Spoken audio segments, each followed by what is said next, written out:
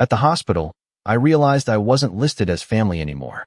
The words were small, printed neatly on the intake form the nurse held between her fingers, but they landed heavier than anything I'd heard in years. I stood there for a second longer than I should have, long enough for the nurse to glance up at me with polite confusion, as if I were just another visitor who had taken a wrong turn. "Ma'am, are you here with someone?" she asked, her tone kind but distant. I smiled.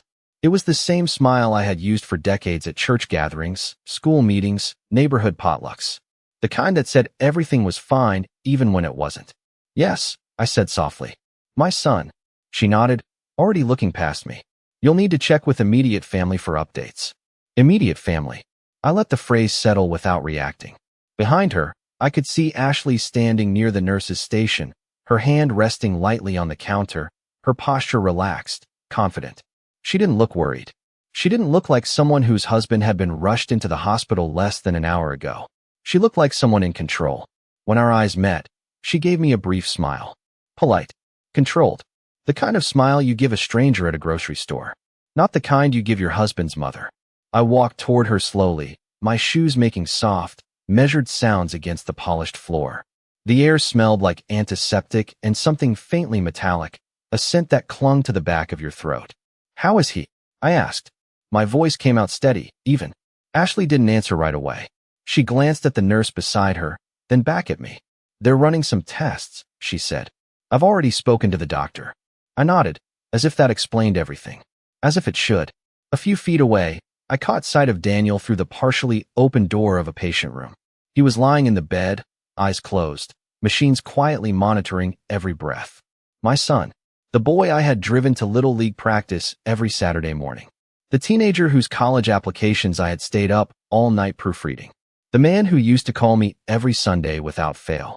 I took a step closer to the door, but Ashley's voice stopped me. "They said it's better if we limit visitors for now." Visitors. I turned back to her. She was still smiling, but there was something firm underneath it, something that didn't invite discussion. "I'm his mother," I said, not raising my voice, not pushing, just stating a fact. Ashley tilted her head slightly, as if considering whether that detail mattered. "Of course," she said, "but it's just easier if I handle everything. The doctors already have all the information they need." I glanced past her again, toward the room. Daniel shifted slightly, his hand moving an inch across the blanket. For a moment, I thought he might open his eyes. I waited. He didn't. "He'll rest better this way," Ashley added gently, turning back to the nurse.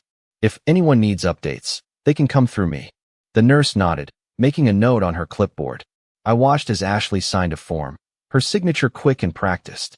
Whatever it was, she didn't hesitate. She didn't look at me. No one did.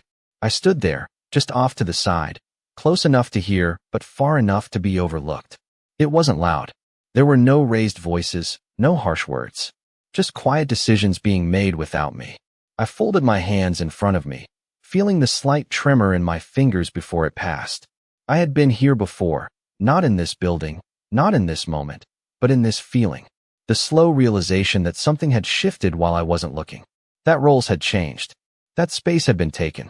I looked down once more at the form the nurse had set aside on the counter. Emergency contact, Ashley Collins. Authorized decision maker, Ashley Collins. There was no second name. No backup. No mention of me at all. I let out a slow breath and straightened my shoulders. I didn't argue. I didn't ask for explanations. I didn't remind anyone of the years, the sacrifices, the quiet things that don't make it onto forms or into conversations like these. I simply stepped back, just enough to no longer be in the way.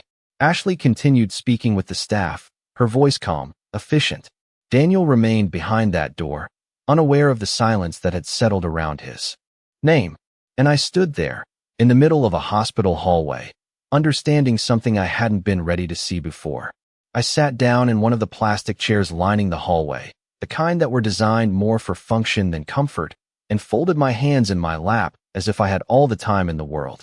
Across from me, a television mounted high in the corner played a daytime talk show with the volume turned low, subtitles scrolling across the screen in bright white letters.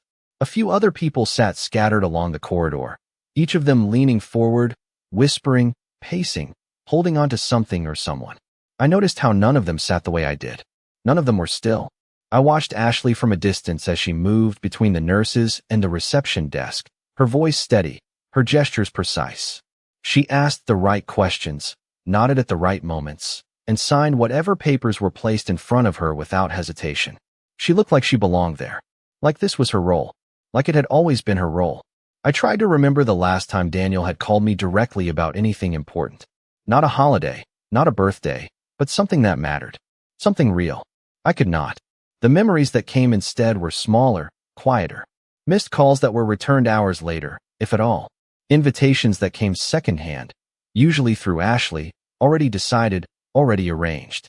Changes in plans that I was told about after they had been made. At the time, I had explained each one away. They were busy. Life was full. Things changed. That is what I told myself. That is what I chose to believe. A nurse walked past me, her shoes making a soft squeak against the floor, and I caught a glimpse of the chart she carried. Daniel's name was printed at the top in bold black letters. Beneath it, a list of details I could not quite read from where I was sitting. I stood up slowly, smoothing my coat with one hand, and stepped closer to the counter when it cleared. "Excuse me," I said, keeping my voice calm. "Could you tell me if there is any update?" The nurse looked at me kindly, but there was a pause before she answered. A small one. Just enough to say she needed to think about it. "Are you listed on the account?" she asked gently. I smiled again, the same practiced smile, and nodded as if the answer did not matter. "That is all right," I said. "I will wait." She nodded back, relieved, and returned to her work. I stepped away before Ashley could notice I had come closer. It was not fear that made me do that. It was something else, something quieter. I returned to my chair and sat down again, this time noticing how cold the seat felt through my coat. I rested my hands on my knees and looked down at them for a moment. The skin was thinner than it used to be, the veins more visible, the fingers slightly bent from years of use. These were the same hands that had packed Daniel's lunches, signed his permission slips, held his face when he was sick, and clapped from the bleachers no matter how small the game. I let out a slow breath and leaned back against the chair. Down the hall, I heard Ashley laugh softly at something one of the nurses said. It was not loud, not inappropriate, just light enough to carry. I looked up at the ceiling, at the rows of fluorescent lights that made everything feel a little too bright, a little too clean, and I realized that nothing happening here was accidental. Not the forms, not the signatures, not the way information moved around me instead of through me.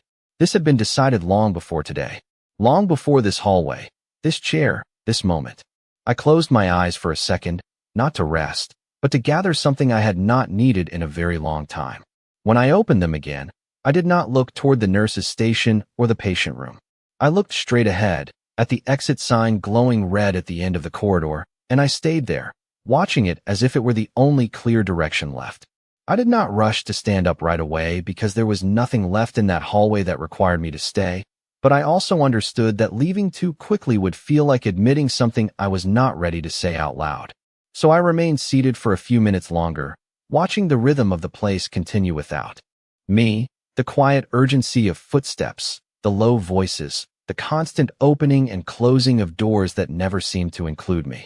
Ashley moved past me once without stopping, her heels clicking softly, her attention already fixed on the next conversation, the next instruction, the next decision that had already been made.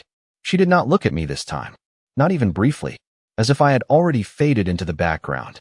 I stood up slowly, adjusting my coat again out of habit more than necessity, and took one last glance toward Daniel's room. The door was closed now.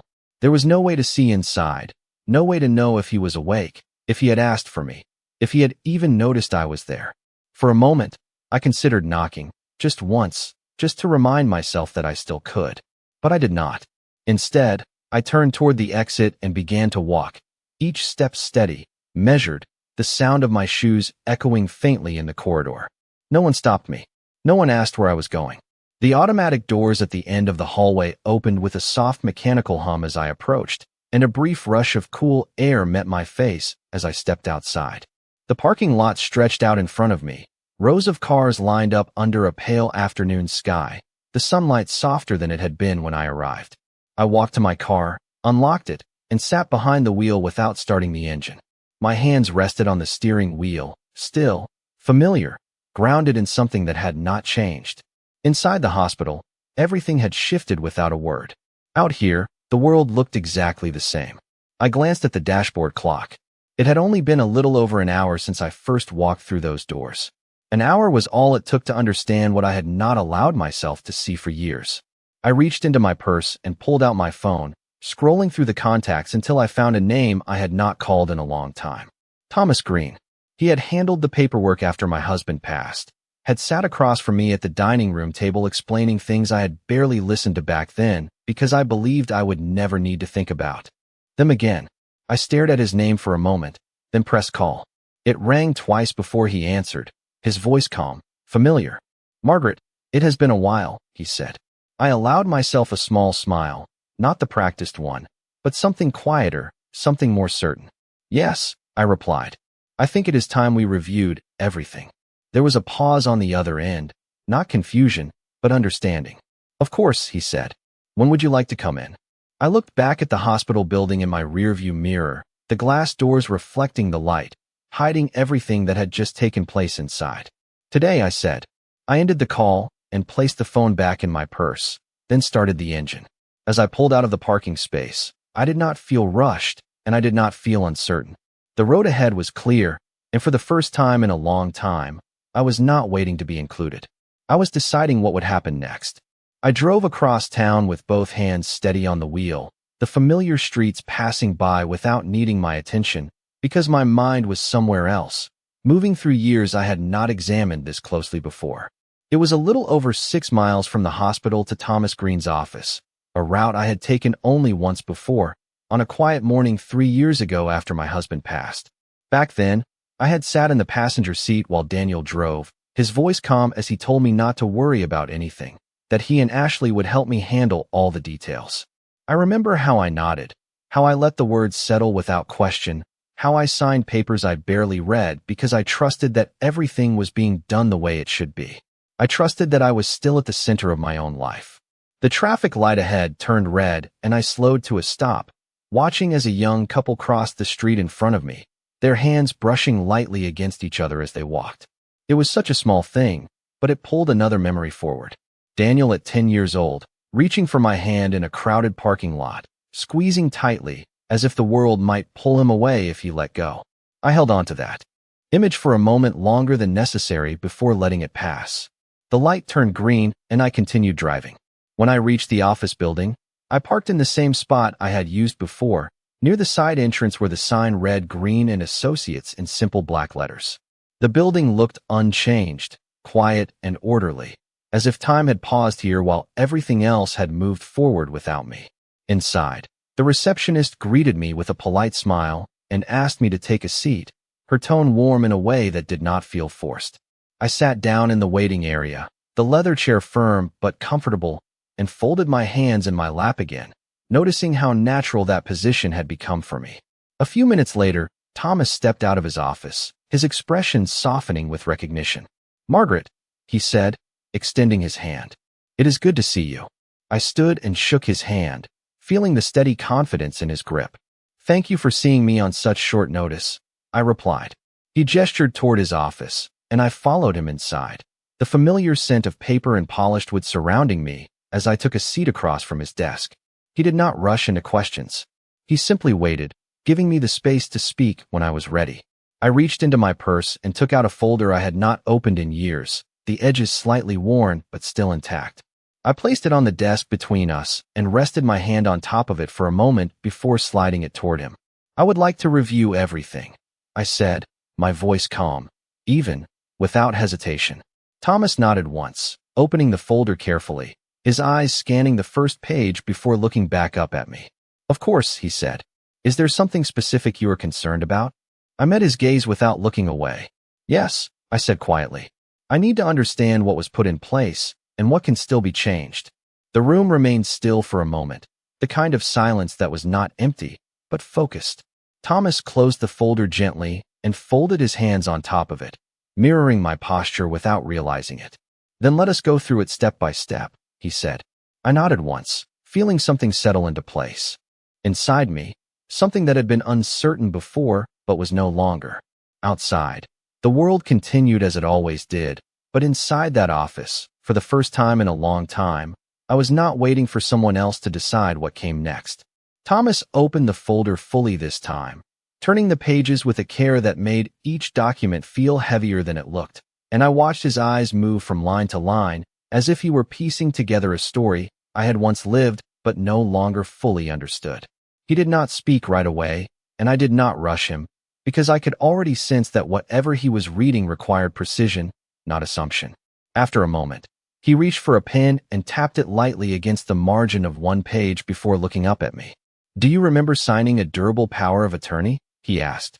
I held his gaze, searching my memory not for the document itself, but for the moment around it. A kitchen table, paper spread out, Daniel explaining that it was just a formality, something to make things easier if anything ever happened. Ashley standing nearby, quiet but attentive, her eyes moving between us. "I remember signing something," I said. "I was told it was to help with decisions if I needed assistance." Thomas nodded slowly and turned the document toward me, pointing to a paragraph near the bottom. "This grants decision-making authority immediately, not conditionally," he said. "It does not require incapacity." I looked at the line he indicated, the words clear and unambiguous now that I was actually reading them. I did not react right away. I simply took in the sentence, then the one beneath it, and then the signature at the bottom of the page. Mine. Steady. Confident. Unquestioning. "Who holds this authority?" I asked, even though I already knew the answer. Thomas flipped to the next page. "Your son, Daniel Collins, with secondary authority assigned to Ashley Collins." Secondary. The words settled differently now than it would have years ago. I leaned back slightly in my chair, my hands still resting in my lap, my posture unchanged even as something inside me shifted into sharper focus. "And the property?" I asked. Thomas pulled another document forward, scanning it briefly before answering. "Your home was placed into a family trust," he said. "You are listed as the primary resident, but the controlling interest transitions to Daniel upon activation clauses." I did not ask what those clauses were. I could see them outlined in neat, precise language, terms that could be interpreted in more than one way depending on who was reading them and why. I let out a slow breath, not in frustration, not in anger, but in recognition. This had not been done in a moment. It had been arranged, structured, quietly put into place piece by piece while I believed I was simply being supported. "Can this be changed?" I asked. Thomas did not hesitate this time. "Yes," he said, "but it will require immediate action and full clarity moving forward." I nodded once, the simplicity of his answer cutting through everything else. "Then that is what we will do," I replied. He studied my face for a brief moment, as if measuring whether I understood the weight of what I was asking. Whatever he saw there must have been enough, because he reached for a fresh set of papers and began outlining the steps with quiet efficiency. I listened carefully, not interrupting, not questioning the process, only absorbing what needed to be done. Outside the office window, the afternoon light had shifted slightly, casting longer shadows across the parking lot. But inside the room, everything felt precise and contained. When he finished, he placed the documents in front of me and set a pen beside them. I picked it up without hesitation. The same hand that had signed away control without question now moved with intention, each stroke deliberate, each signature placed exactly where it needed to be. I did not rush. I did not pause. I simply signed, one page after another, until the stack was complete. When I set the pen down, Thomas gathered the documents carefully and nodded once. "We will begin processing these immediately," he said. I rose from my chair, smoothing my coat once more, the motion as familiar as it was unnecessary, and met his gaze with a calm that no longer felt practiced. "Thank you," I said. As I walked toward the door, I understood something with absolute clarity. The decisions that had been made without me were no longer the ones that would define what came next. I stepped out of Thomas's office with the same measured pace I had used when I entered, but everything felt different now, not in the world around me, but in the way I moved through it, as if something that had been quietly pressing against me for years had finally lifted without needing to announce itself. The late afternoon air was cooler than before, carrying a faint breeze that brushed against my face as I walked to my car, and I noticed how steady my breathing had become, how even my thoughts were no longer racing to catch up with something I did not understand. I unlocked the door, sat down behind the wheel, and for a brief moment, I allowed myself to sit in the silence without turning the engine on, letting the stillness settle in a way it had not earlier that day. There was no urgency now, no need to rush back to the hospital, no reason to stand in another hallway waiting for permission to exist in a space that no longer recognized me. I reached into my purse again, this time pulling out a small notepad I had carried for years but rarely used, and a pen that fit naturally between my fingers. I opened it to a blank page and began writing, not long sentences, not explanations, just names and numbers, things that needed to be handled, accounts that needed to be reviewed, details that had once been shared openly but had slowly become distant, managed by others without my involvement. I paused after the first few lines, looking at what I had written, and realized how much had been moved out of my reach without a single direct conversation. The bank account Daniel had suggested consolidating, the insurance policy Ashley had offered to organize, the small investment fund my husband had once walked me through at the dining room table, explaining each part patiently, as if it mattered that I understood. I closed my eyes for a moment, not out of sadness, but to hold on to that memory clearly, the sound of his voice, the way he had always made sure I was included, never spoken over, never set aside. When I opened my eyes, again, I added another name to the list. The bank. I started the engine then, pulling out of the parking lot and heading toward the branch I had not visited in person for at least 2 years. The building came into view just a few blocks down, familiar but distant, like something I had once belonged to but had stopped claiming. I parked near the entrance and walked inside, the automatic doors opening with the same quiet efficiency I had heard earlier, but this time, I did not hesitate before stepping forward. The teller greeted me with a polite smile, asking how she could help, and I returned the smile with one that no longer felt practiced. "I would like to review all accounts under my name," I said, my voice calm, clear, leaving no room for interpretation. She nodded, guiding me to a desk where a representative joined us moments later, his tone professional, attentive, waiting for direction rather than assuming it. As he pulled up the information on his screen, I watched carefully, noting the names attached to each account, the permissions, the access points that had once seemed like conveniences but now appeared differently when seen in full. "I will need to make some changes," I said, not asking, not explaining, just stating what would happen next. He nodded without hesitation, ready to proceed. I signed the forms he placed in front of me with the same deliberate care I had used earlier, each signature reinforcing something that no longer needed to be said out loud. When I stood to leave, I did not feel lighter or heavier, just certain, and as I stepped back outside into the fading daylight, I understood that the quiet decisions I was making now would not be visible to anyone else, not immediately, but they would be felt in time, in ways that could not be undone once they were set in motion. By the time I returned home, the sky had already shifted into that soft gray blue that comes just before evening settles in, and the house stood exactly as I had left it that morning, quiet, unchanged, unaware of everything that had moved beneath the surface of the day. I unlocked the front door and stepped inside, the familiar scent of polished wood and faint lavender, greeting me in a way that felt almost distant, as if I were walking into someone else's memory rather than my own. I set my purse down on the small table by the door and paused for a moment, listening to the silence, noticing how it no longer felt empty, but instead steady, grounded, like something I could finally stand in without needing to fill it. I moved through the living room slowly, my hand brushing lightly along the back of the sofa, past the framed photographs arranged carefully on the shelf, each one capturing a version of our family that had once felt complete. Daniel at 12, smiling with a gap between his front teeth. Daniel in his graduation gown, his arm around me, both of us looking straight into the camera as if nothing would ever change. Daniel on his wedding day, standing beside Ashley, his expression proud, hers perfectly composed. I stopped there for a second longer than the others, studying the image not for what it showed, but for what it did not. The small details I had overlooked at the time. The way Ashley's hand rested just slightly ahead of his, as if she were already leading without needing to say it. I did not linger. I moved on, walking into the kitchen where the late afternoon light filtered through the window, casting long, quiet shadows across the counter. I reached for the cabinet and took out a glass, filling it with water, the simple motion grounding me in something real, something immediate. As I stood there, I realized that there had not been a single call from the hospital. Not from Daniel. Not from Ashley. Not even a brief message to say there had been an update, a change, anything at all.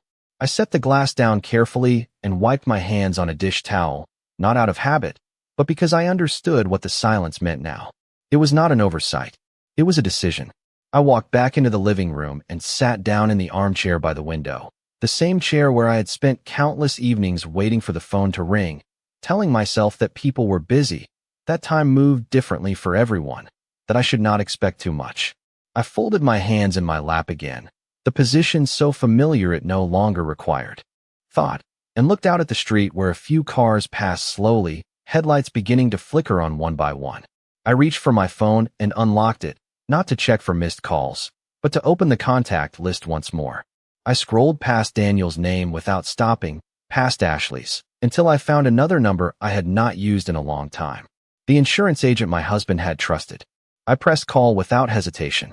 When he answered, his voice warm with recognition, I spoke clearly, without explanation, without apology. I would like to review all active policies under my name, I said. There was a brief pause, then agreement, a time set for the next morning. I ended the call and set the phone down beside me, the room settling back into silence as if nothing had happened. But something had. Not in a way that could be seen from the outside, not in a way that would draw attention or invite questions, but in the quiet shift of control, in the steady alignment of decisions that no longer depended on anyone else's permission. I leaned back in the chair, my gaze returning to the window, and for the first time in years, I did not feel like I was waiting to be included in someone else's life. I was preparing to redefine my own. The next morning arrived without urgency, the light coming through the curtains soft and steady, as if the world had no need to rush me into anything I had not already decided. I moved through the house with the same calm rhythm as always, making coffee, setting a single cup on the table, and sitting down without turning on the television or checking my phone. There were still no messages from the hospital. No missed calls. No updates. I did not reach for the phone to check again. I already understood what the silence meant, and repeating the action would not change the answer. Instead, I finished my coffee slowly, rinsed the cup, and prepared to leave for the appointment I had set the night before. The drive to the insurance office was shorter than I remembered, just under 10 minutes, and the building itself was smaller, tucked between a pharmacy and a dry cleaner, the sign modest but familiar. Inside, the air smelled faintly of paper and carpet cleaner, and the man behind the desk stood up as soon as he saw me, recognition softening his expression. "Margaret," he said, stepping forward. "It has been too long." I nodded, offering a small, composed smile. "Yes," I replied. "I would like to review everything." He did not ask why. He simply gestured toward his office and pulled up the records, the screen reflecting in his glasses as he scrolled through policies that had been set years ago and quietly maintained since. Life insurance, home coverage, supplemental plans that my husband had insisted on, explaining each one carefully, making sure I knew where everything was, even if I had not needed to think about it since. "All of this is still active," the agent said, turning slightly so I could see the screen. "Beneficiaries have not been updated since the last review."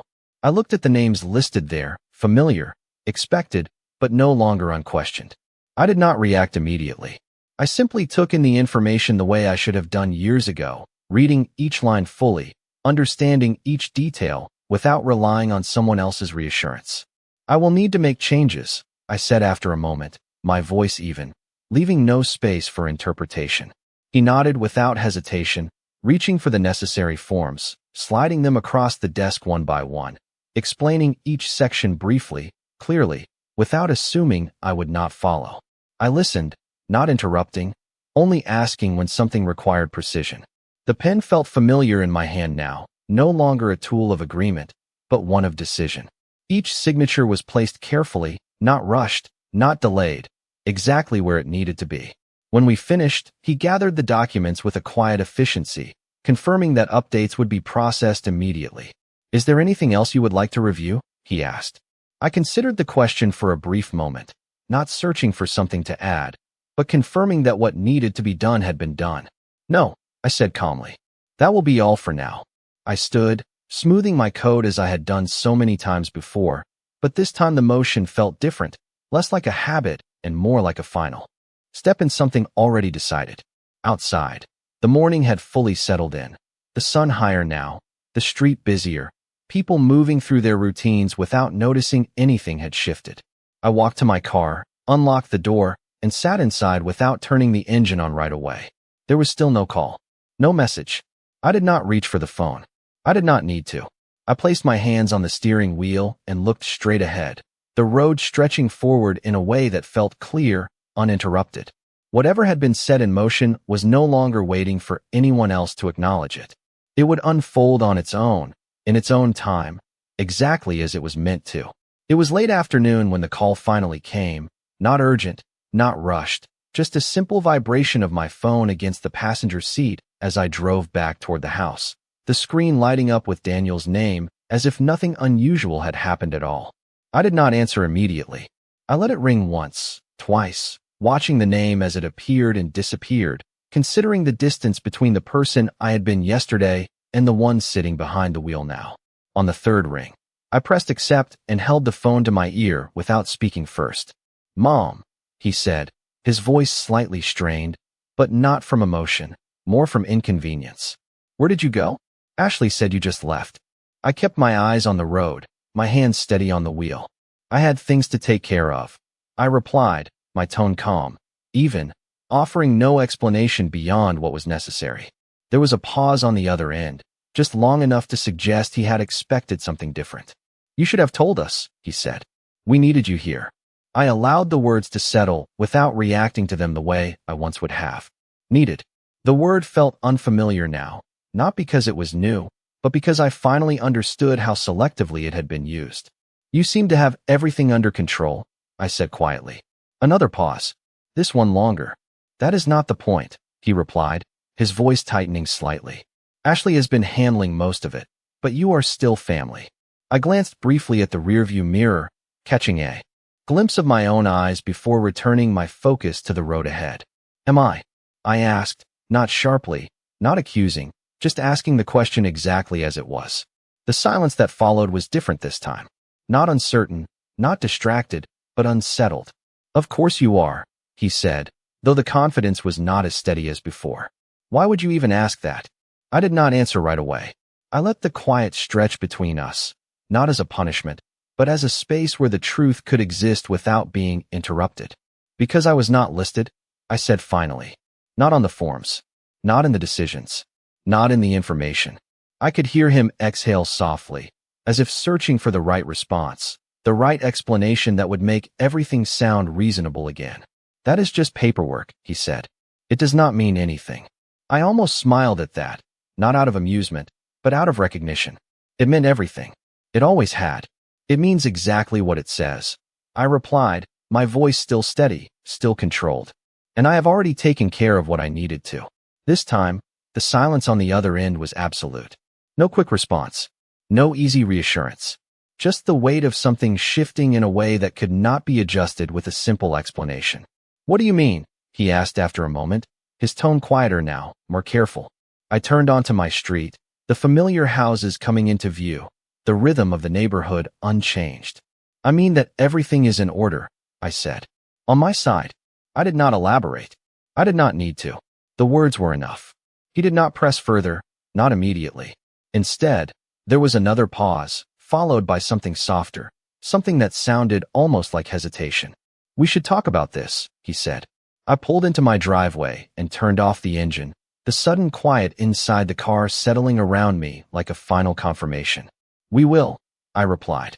"But not today." I ended the call before he could respond and placed the phone back on the seat beside me. For a moment, I sat there without moving, the house in front of me exactly as it had been that morning, unchanged, steady, waiting. I stepped out of the car and closed the door behind me, the sound echoing briefly in the still air. And as I walked toward the front door, I understood with complete clarity that the space I had once been pushed out of was no longer something I needed to return to. Whatever they had believed they controlled had already shifted, quietly, completely, and without asking for permission.